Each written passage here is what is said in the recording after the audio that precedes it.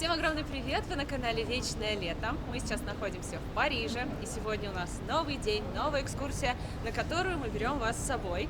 А взамен от вас мы просим маленький лайк, пожалуйста, сразу до начала просмотра, подписку на наш канал, потому что мы стараемся для вас, снимаем интересные места, экскурсии, рассказываем про цены, чтобы сделать вашу поездку максимально классной.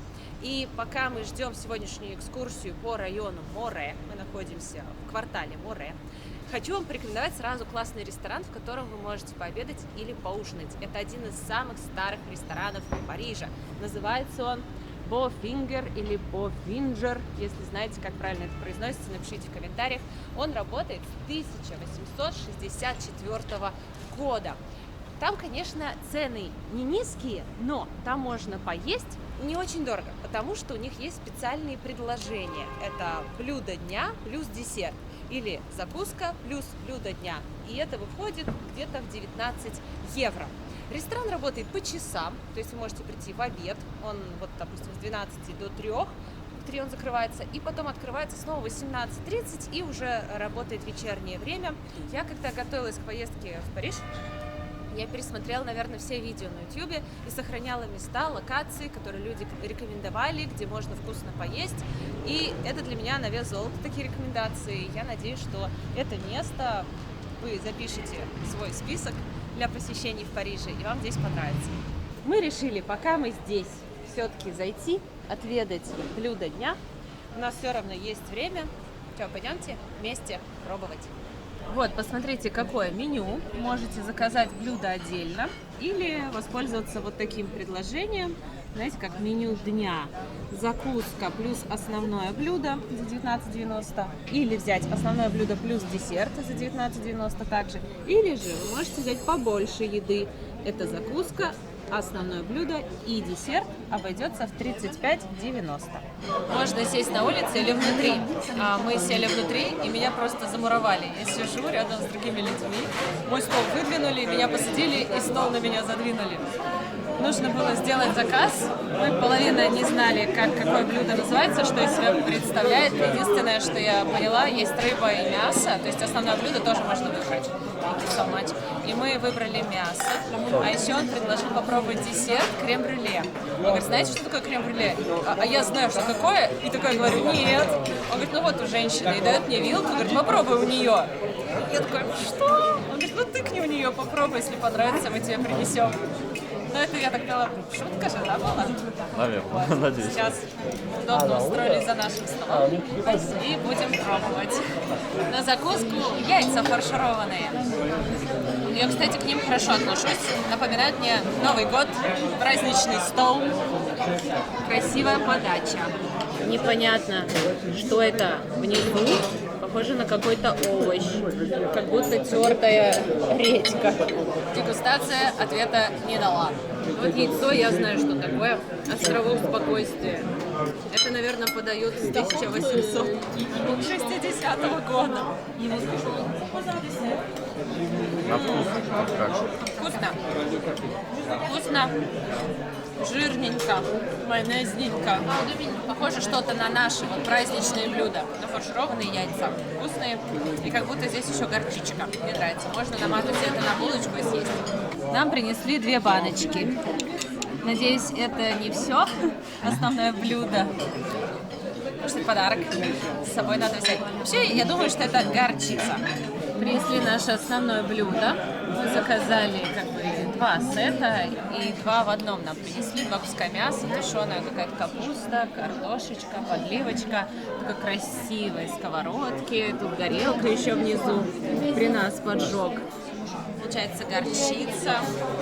Мы взяли 2 сета, один с закуской, вот эти яйца, а второй с десертом. Потому что закуска большая, в принципе, на 2 достаточно. Это свинина. Давайте посмотрим, какая она. Ну, на вид пока непонятно.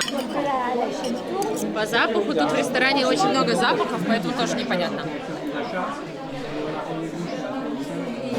А по вкусу хорошо. Сочная, нежная, в меру соленая, идеальная свинина, как я считаю. Даже напоминает, как будто она знаю, как будто подвяленное, что ли. Как будто в соусе лежало долго, вымачивалось. Вкусно. Большая порция, несмотря на то, что она на двоих. И, кстати, очень вкусная капуста в сочетании с вот этим жирком от мяса, вот этим соусом. Какой-то, знаете, как барбекю с горчичкой. Вообще идеально. Давайте попробуем крем-брюле.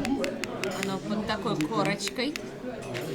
Сахар, видимо, расплавили, получилась такая корочка. Это вау. Это очень вкусно. Это не сильно сладко. Нежный сливочный вкус. Как будто сыр. Сладковатый сыр. И под вот таким вот, знаете, оно как стекло разбивается под хрустящей корочкой. Очень вкусно. Вот этот сахар, который превратился в корку в сочетании с мягким вот этим кремом. Супер. Мы поели, и все вышло на 52 евро. 52 и даже 50 за двоих. Получается по 26 евро с человека. Пока идем к следующей достопримечательности, хочу обсудить ресторан. И спросить у тебя, Саш, как тебе? Очень вкусно, стоит того, чтобы его посетить, если будете в этом районе.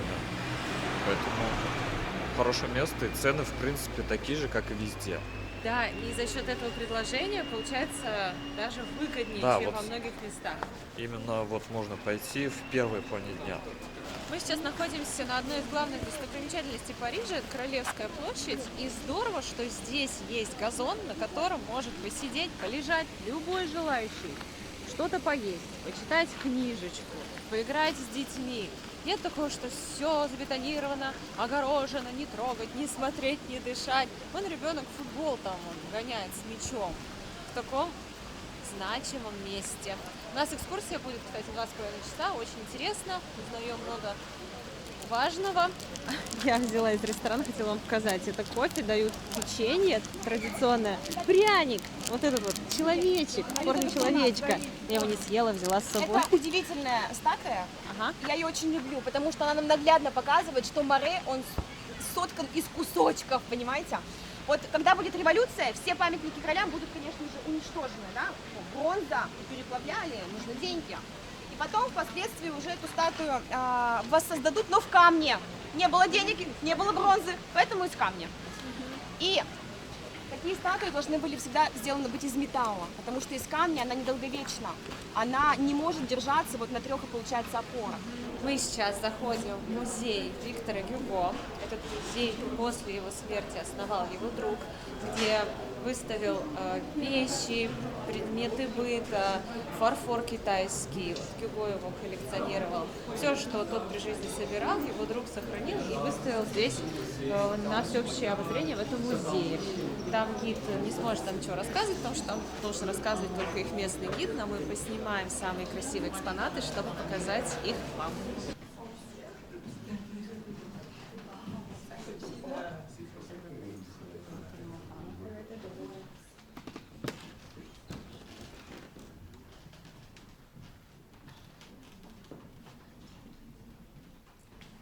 Вот эта коллекция китайского фарфора, и это оригинал, настоящий китайский фарфор, не китайская подделка.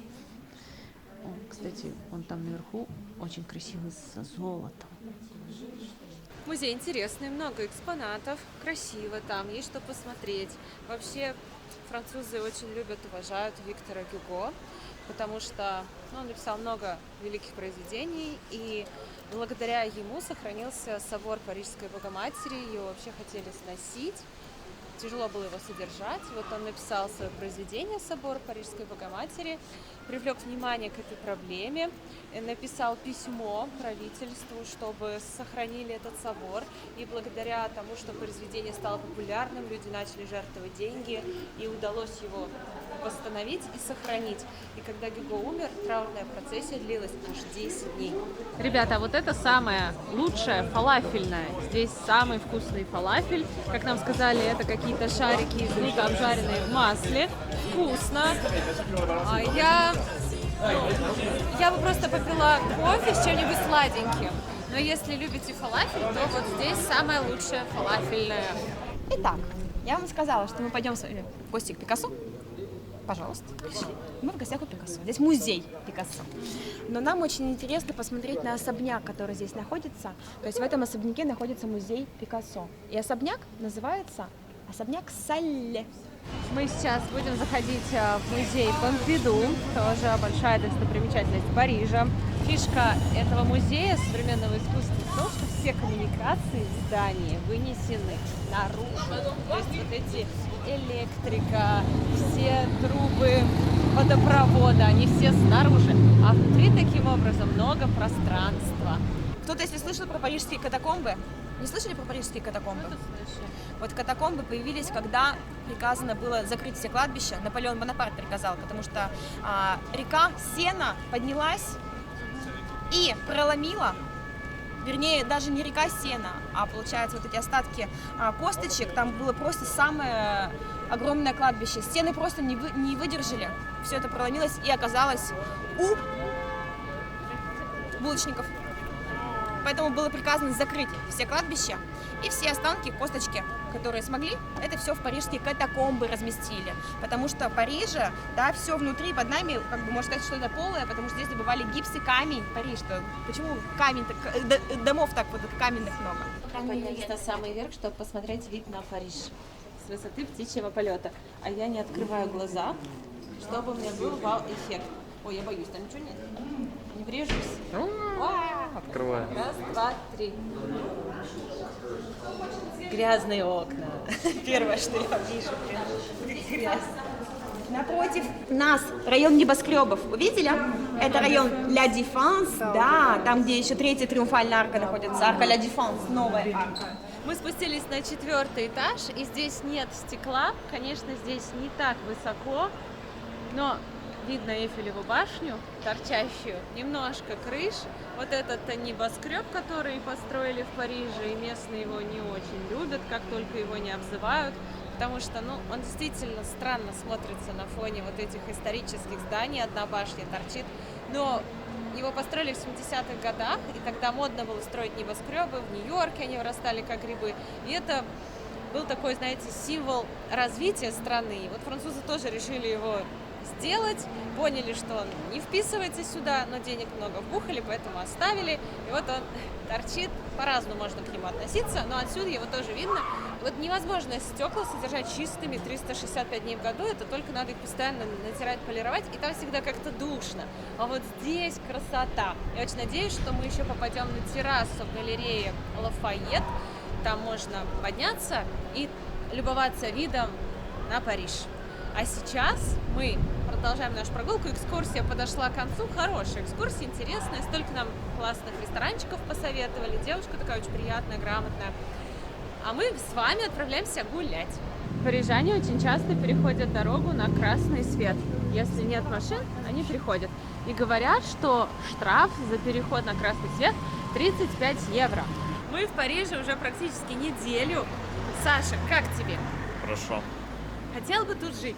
Ой, есть свои плюсы и минусы. Город большой, здесь высокие цены, а вообще мест полно, куда можно сходить, что посмотреть. Поэтому, в принципе, месяц-два здесь можно пожить, чтобы вот изучить историю, посмотреть все интересные места. Ой, насчет всю жизнь, не знаю, надо подумать. Да, я тоже. Круто, что бесконечное количество интересных мест, ресторанов, музеев, галерей. Постоянно проходят какие-то события, мировые звезды выступают. Это круто. Но расстояния огромные. Не хватает мне конкретно какого-то уюта. Вот, не знаю, слишком все большое. И здесь время летит просто вот чук, и раз уже вечер. Пока дойдешь от одного места до другого, уже 10-15 тысяч шагов. В общем, это тоже хорошо, да, свой плюс. Ты много ходишь. Вот смотря кому что. В данный момент жизни я бы здесь пожила месяца 2-3, но весной или теплой осенью. Зимой для меня здесь холодно, а летом слишком жарко. И погода, да, здесь капризная, Да. много дождей. И такая зима, знаете, она с ветром, с дождем. Поэтому, не знаю, постоянно жить точно нет, но несколько месяцев, Хочется потеплее немного регион, мне кажется. да. Продолжая тему искусства, предлагаю посетить очень интересное место. Это ювелирный дом, знаменитый ювелирный дом, который был официальным поставщиком короля Великобритании Эдуарда VII. Там собрана потрясающая коллекция украшений. И этот дом называется Cartier. Сейчас мы туда и отправимся.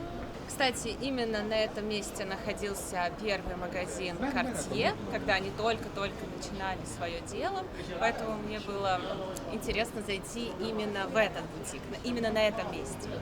Какие экспонаты здесь представлены? Знаменитое кольцо Justin Clew, просто гвоздь в переводе, 2880 евро. У меня, кстати, есть этот экспонат, мне он очень нравится. Есть еще клаш модель, 2720 евро, подвесочки, браслет очень красивые. Часы Пантер, это большой размер, 34 800 евро. Так как это большой магазин, я думаю, здесь будет даже то, чего обычно нигде нет, и зачем я уже давно охочусь. Посмотрите, здесь даже есть коллекция Пантер, и практически все, что я видела на сайте, здесь есть. Даже вот такое кольцо с пантерой в полосочку и черным носиком, 15 тысяч евро. Я, кстати, вживую его еще нигде не видела, только здесь. И браслет Пантера с изумрудными глазками и черными точками, 25 100. Впервые вижу в Cartier такой бар и барную стойку. Нам предложили напитки всякие разные, в том числе и шампанское, конечно, мы выпьем шампанское уже вечером, уже можно, пока ищут то, что я хочу примерить. Это украшение на шею, такая подвеска из желтого золота с бриллиантом, называется Диамур. Это украшение я ищу уже больше года, куда ни приду, нигде нет. Именно этого размера в этом желтом золоте. Есть либо больше, но мне не нравится, либо в розовом золоте, но мне хочется именно в желтом. А здесь есть. Оно очень элегантное, оно очень простое, оно очень лаконичное, красивое. И я давно его хочу. Ну все, берем. Окей, I take it. Нам в подарок дали еще 2 мужских аромата для Саши и 2 женских для меня. Вот такой набор для ухода за ювелирными украшениями. Там щетка и чистящие средства. Ну, само украшение в коробке и в таком красивом, как это, футляр-коробка. Сертификат, паспорт, украшение. И вот такой чехол мягкий для путешествий. Не везде дают, но здесь дали. Смотрите. Это называется полный комплект. Украшения сюда вот так вешать и отправляться в путешествие. Ну, конечно, я эту штуку с собой возить не буду. Я все в один мешок скидываю. Ну, куда это? Оно такое маленькое, вот такое. Мне нравится это украшение тем, что оно такое, знаете, тонкое, звонкое. Мне кажется, для меня, для моего стиля оно очень подходит. Вспоминая слова Наполеона о Жозефине, он сказал, что у нее был один недостаток, и это расточительность. Ну что, Светик, поздравляю с покупкой. Носи с удовольствием. Спасибо большое. Буду носить с удовольствием и вспоминать эту чудесную поездку в Париж с моей любовью. И сейчас нам будут наносить инициалы. Я заказала персонализацию. Это бесплатная услуга. Вы можете до 5 символов нанести вот сюда и вот сюда. Вот такие золотые буквы. Например, первая буква имени и фамилии. Или какое-то небольшое слово для вас знаковое. Или дату покупки, или дату рождения. Все, что захотите. Это уже на ваш выбор. Все, можете поздравить меня с покупкой. С радостью приму ваши поздравления. И порадуюсь за вас, если вы тоже совершите здесь покупку. Кстати, что еще хочу сказать. Бывают моменты, когда, допустим, вы хотите в туалет. В Cartier есть туалет. И вы, когда проверяете какие-то изделия, чтобы ни о чем лишнем не думать, вы можете воспользоваться у них туалетом. Там очень чисто, красиво, классно, без проблем.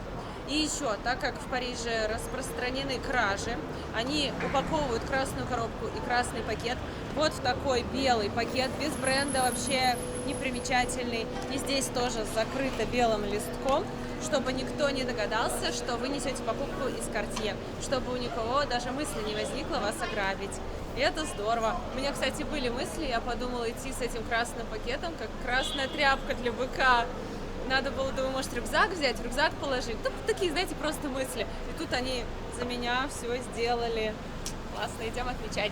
Пока мы идем в ресторан, хотим показать что происходит на улицах города Парижу в 8 часов вечера.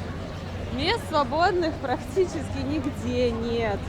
Сегодня не выходной, не праздник. Все люди отдыхают, сидят в ресторанах. Многие пьют шампанское, хотя обычный день. Мы идем в хорошее место, где подают традиционную французскую еду. Не знаю, что будем есть, и опять хочу луковый суп. Говорят, это еда бедняков раньше была, потому что он питательный, дешевый, согревает в холодное время года. Но мне так понравился, я его каждый день ела. Ну, сейчас это уже еда богачей с такими ценами. Да, 9 евро. Когда мы были в Барселоне, там повсюду, даже возле нашего отеля, были люди, которые спали на улице. Здесь такого нет. Вот за все время, мы уже много прошли, мы, наверное, только 2 раза видели. А там очень много. И нету вот попрошаек, никто ничто не впаривает, как говорится, да, купи, полквартала идет за тобой, купи. Нет. И еще я не видела еще пока что знаменитого французского поцелуя. Я так хочу посмотреть, как же эти французы целуются со стороны, не участвуют. И вот они начинают обниматься, уже в щечки целуются. Я думаю, ну, давай. И все, и ничего. А я сегодня видел. Да? Да. И чем он отличается от русского поцелуя? Ну там же особо сильно незаметно. Ну процесс. да. Ну да. И как там все было? Страстно. Страстно. Да. Но мы тоже страстно целуемся. Так что, если я увижу, я вам скажу. Вот чтобы вы понимали, какая атмосфера на улицах Парижа. Если увидите свободный стол, черкните, потому что я не вижу. Париж поделен на округа, и сейчас я вам расскажу, как понять, в каком округе вы находитесь. Видите вот такую табличку? И вот вверху циферка, видишь? 1 ЕР. Значит, мы в первом. Иногда бывает 8, 10. А мы тем временем подходим к нашему ресторану и понимаем, что, похоже, мест нет. Нет, вот здесь, кстати, есть. Вот он. Ау Пье де Кочон. Ура! Ура! Не надо в очереди стоять. Саша вообще не любит очереди. Я говорю, пойдем, покорно встаем. Говорит, я не хочу стоять, пойдем в другое место. Все, нет очередей, ура! Принесли нашу еду. Сейчас покажу, что мы заказали. Мы заказали микс морепродуктов. Это вот такая тарелка. Мы подумали, раз уж мы во Франции, то надо попробовать знаменитые французские устрицы. Они отличаются от азиатских. Они не такие, ну как сказать, если можно это слово здесь употребить, они не такие жирные. Изысканные, как бы считается, более тонкий вкус. То есть, ну как, в Таиланде вот такие, да, бывают здоровые, а здесь они вот такие. Пробуем, что у нас принесли. Начну с устриц. Мы взяли по бокалу шампанского. Отмечать покупку шикарную надо тоже с размахом. Напишите, кстати, как вы относитесь к устрицам. Слушайте, надо проверить, разрезали их или нет. Иногда вот это отрезают, а здесь не отрезано. Значит, надо отрезать самой, чтобы тут не выгрызать сейчас перед вами, а сразу я вот отрежу. Ножку отрезать надо. Ну да, ножку. Саму ракушку есть не надо, ребят, не кусайте ее. А то мы раньше ели, и она тяжело выходит потом. Вообще не переваривается. Очень вкусная.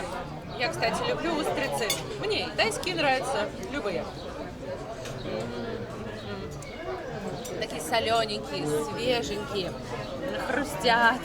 Когда их начинаешь уже жевать, много сока, он прям вот все тебя обволакивает. Не надо никакой соус, не надо лимон. Просто наслаждаешься этим чистым вкусом. Просто морепродукт и вот этот соленый сок, как будто ты пьешь морскую воду. Ну, не знаю, как сказать, но это вкусно. Обязательно стоит попробовать. Вот эта тарелка 29 евро стоит. И здесь микс. Всякое разное. Кстати, не так-то дорого относительно всех блюд, которые стоят во Франции. То есть обычное блюдо 17-20 евро вам здесь обойдется.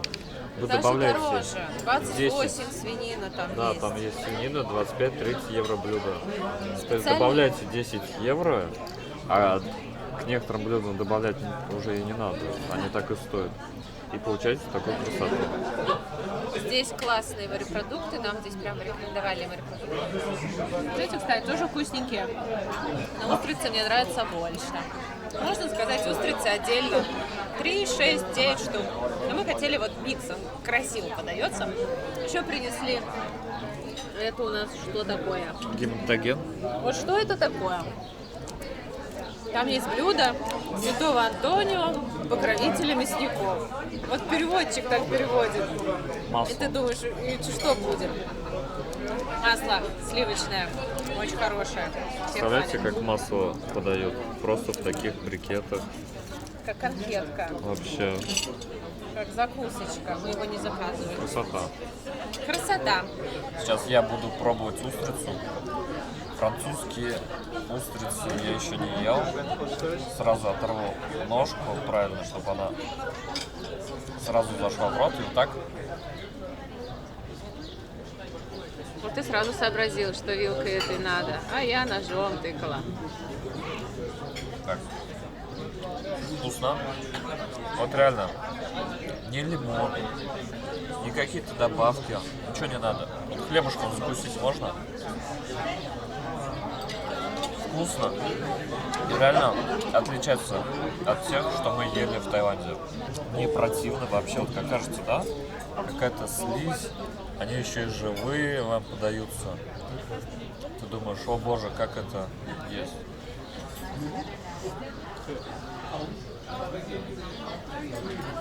Вот этот более соленый. Они, кстати, на вкус отличаются. В общем, если вы ели, примерно представляете, какой вкус. Но если хотите именно французский попробовать, то надо сюда приезжать и есть прямо здесь. А ты знаешь, что говорят про устрицы? Что это мощнейший афродизиак. От них просыпаются инстинкты. Ну, пока у меня ничего не проснулось. О, Так, а если лимончиком полить? тогда точно проснется. Да, может здесь, Как берегись, Париж. может лимон нужен?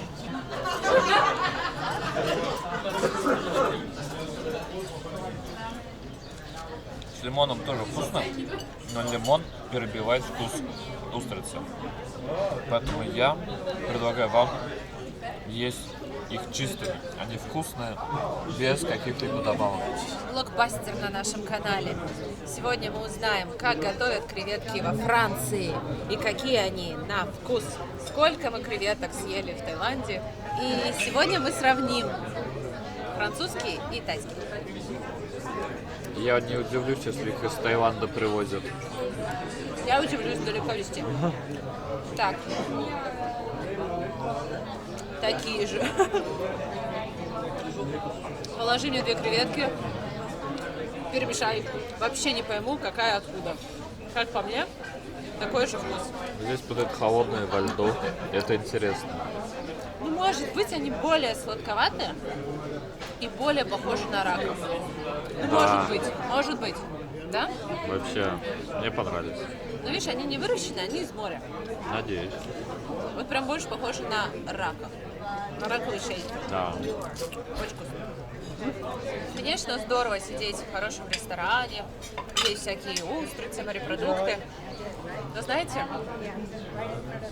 это не доставляет на самом деле даже половины радости от того, что ты просто гуляешь по Парижу. Вот я вам серьезно говорю. Неважно, в каком отеле вы живете, неважно, в каком ресторане вы едите. Когда вы просто с любым человеком гуляете, смотрите эту набережную, эти дворцы, особняки, красивые витрины, счастливых людей. Ну, прям душа наполняется радостью, ты прям развиваешься. Когда ты идешь в Лувр, смотришь произведения искусства, Лучше Я на не знаю. экскурсию даже сходить. лучше на экскурсию сходить, чем вот шикануть в каком-то ресторане, если нужно выбирать. Это приятное дополнение. Вот знаете, как говорят, неважно, в каких кроссовках ты гуляешь по Парижу. Это действительно так.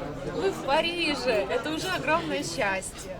Принесли следующее блюдо традиционной французской кухни. Угадайте, что это? 3 секунды на подумать. 1, 2, 3. Лягушачьи лапки. Молодцы, кто угадал. Лягушачьи лапки мы пробовали в Камбодже, потому что Камбоджа какое-то время была французской колонией, и там много французских блюд готовят до сих пор. И, кстати, очень вкусно. Если поедете в Камбоджу, вы со мной, я думаю, согласитесь. Езжайте в компот. В Компоте мы были. Странное название Компот, но не тот компот, что мы пьем. Это город на реке, очень красивый, и там вкусная еда. Вот, пробуем лапы. Они как-то зажарены под луковой такой шапочкой. Я даже не знаю, где тут у лягушек голень, а где ляжечка. Вот прям курица. Вот прям цыпленок. Вообще не лягушка. Даже нет намека на рыбу, на морское, на водное. Прям курица. Единственное, волокна мяса немножечко, да, похожи на волокна рыбы. Но на вкус нежная, сочная курочка. И под вот этим соусом с оливковым маслом, с лучком. Очень вкусно. Прям обалденно. Если кто-то не хочет есть лягушку, вот это ему подсунь, он съест, скажет, курица была во. Вообще, мне очень понравилось. Правда, стоит попробовать. Ну что, как тебе лягушка? Ну, кстати, что-то отдаленно от курицы есть? Курица плюс креветки. Какой-то микс. Да, но не курица. Видишь, ты так. Вкусно. Она зажарена. Капец. То есть вы едите настолько зажаренное, Она в кляре похожа. да, что вы не понимаете, что это вообще за мясо. Может, и к лучшему. Может, да, к лучшему. Но, в общем, в Камбодже мы ели. Даже не знаю, где вкуснее.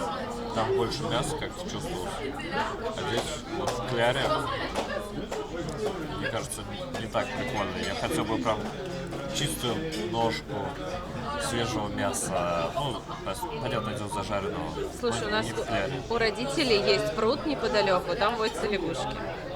В следующий раз рано утром вставай, я научу тебя их ловить, мы тебе их ловили. Ты сможешь исполнить свое желание. Ну да. Блин, так вкусно. Да прикольно, Как прикольно. блюдо вкусно. Пробуем наш луковый суп. Добраться до супа не так-то просто, потому что здесь что-то все прилипло. Хлеб с сыром. Кстати, правильная тарелка для подачи супа. Она должна быть такой формы и с такими вот ушками. Говорят, если подают в другой тарелке, это неправильно. Правильно. Вот если бы я не пробовала в том кафе, где мы с тобой на днях его ели, я бы сказала, это прям супер-супер. Ну, как бы это вкусно, но там было еще вкуснее. Да. Во-первых, здесь много хлеба. Он прям плавает. Один хлеб, вот он забил весь суп. А там был такой, знаете, как бы тост с сыром. Просто сверху вот так вот плавал. И было много лука, много вот супа. Бульон был более мясной. Да. Уже есть с чем сравнить. Мы уже эстеты французской еды. А здесь просто что-то напихано, столько хлеба, очень много хлеба. Да. Мне вот там было идеально хлеба. Ну, старайтесь попробовать там. Но если уж нет, то здесь. Нет, здесь луковый суп не надо брать. Здесь надо морепродукты брать. Да, морепродукты то. Мы не хотим отсюда уходить.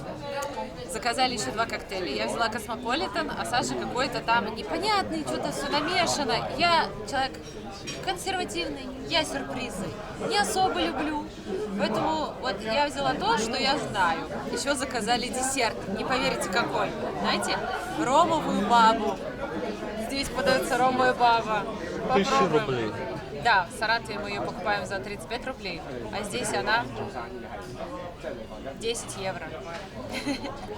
Подороже, но я надеюсь, что это будет прям баба. Вот такая, как, знаете, если в Саратове они вот такие, как в стакане, то это будет ведро. У меня плохая память на лица. И я не знаю, кто это. Вот, может, кто-нибудь из вас знает? Напишите в комментариях, кто это. Потому что здесь фотография какая-то памятная в особой рамке и автограф. 1964 год. Я спросила официанта, говорю, а кто это? Где, я не знаю. Я тут 2 недели работаю. Мой брат знает. А еще здесь есть картина очень интересная тоже. Смотрите, кто знает, напишите, чья это работа. Ах, это Ром. Нам принесли какую-то бутылочку. Супер. Вот, как вы можете еще выбрать, куда полетел, Класс, супер. супер. Вот как подают здесь ромовую бабу. То есть ее сначала приносят просто сухой, а пропитывают уже при вас ромом. Еще можно поджечь. Ой, не надо. Крем, орех пекан. Выглядит круто. То есть нам сначала принесли бутылку, поставили на стол. Саша говорит, это что, коктейль? Оказалось, это ром. Вот этот вот сироп с ромом, которым потом пропитывают ромовую бабу. Вот такая она интересная во Франции. Похожа на нашу, но без изюма и без глазури сверху. С кремом, орехом и сахарной пудрой. Необычно. Ну что, пробуем? Я предлагаю взять кремушек, вот само тесто, Здесь попробуем. макнуть то, что слилось. Давай, Здесь раз, два, столько три. рома, что можно прямо пенить. Кстати, да, вместо коктейля можно брать бабки. И такой накачался бабками. У нас ромовая бабка, но она больше сахарная, чем ромовая. А здесь ее просто ромом залили, как будто 50 миллилитров, такую хорошую, такую рюмку рома как будто вылили. Ну, приятно, вкусно. В сочетании вот с этим тестом воздушным, кремом. Просто вообще. И тема. просто дофига рома. Можно трубочку вставлять и пить. То есть ты нажимаешь на само тесто, из него таким вот потоком, волной ром, много, аж полный рот. И он такой сладенький, хороший. Прикольно, кстати. И он еще с корицей. Ой, какие вкусные орешки, попробуем. Они карамелизированные, хрустящие. Все вкусно. Необычно, мне нравится. Это не просто ромовая баба, это какая-то пьянь. Вот, смотрите, я нажимаю, и прям ром отовсюду вытекает. Тесто такое, оно хорошо впитывает в себя алкоголь и хорошо отдает при нажатии.